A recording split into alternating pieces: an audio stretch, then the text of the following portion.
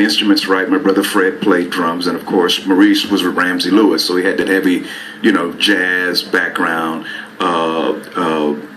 as well as the commercial background that Ron was talking about, bass guitar players, because Reese also was a drummer for Chess Records. He did a lot of those hit records with, Fontella Bass. He did things on Motown, Billy Stewart. So a lot of those hit records, that's Maurice on drums.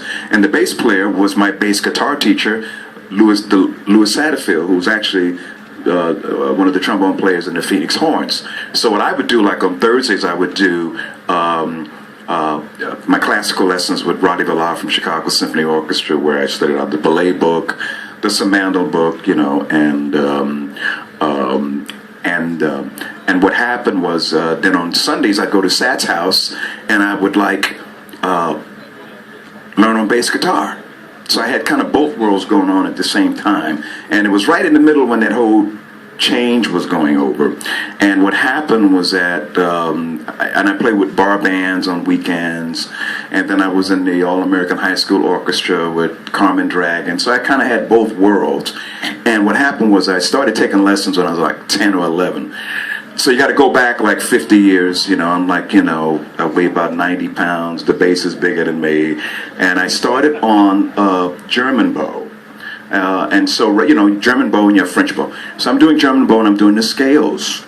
And I'm doing the scales. The bass is so big, the bow is so big, I fall on the floor in the lesson. So he said, I think we need to go to French bow. And so, and then I started, actually really getting into bass guitar. Like as Ron said, we got into pickups.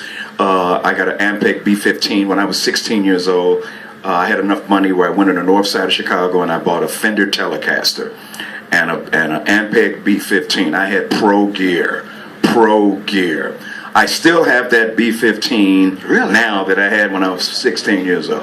I got all my amps. I got every amp that was I got the acoustic amp.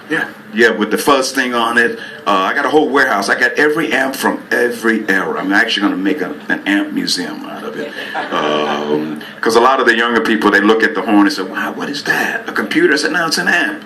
That was the ones that Larry Graham had when Sly was on the scene. Yeah. And so when we got going, I remember Maurice asked me what kind of amp did I want. He said, man, what kind of amp you want, man? That's when, we started really getting going. I said, I want that acoustic B15. Not the acoustic, but acoustic amp, the big, you got to pull it right. Came, man, I was tearing that amp up. And it still sounds good today, but it's like, really tubby. It's like it's got like one dimension of a sound. So, and Maurice being a jazz player, he had enough of jazz sense to like,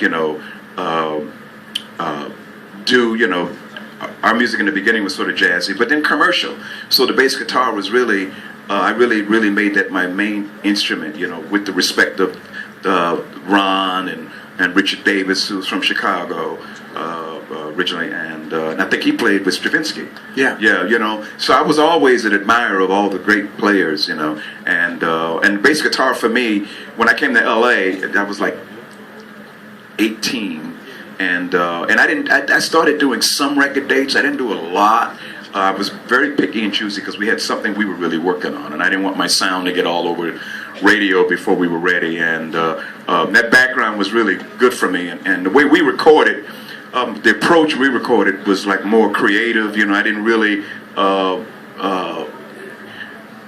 Originally, I think Ron, it was like 3-hour record dates back in the day. Yeah, and the budget.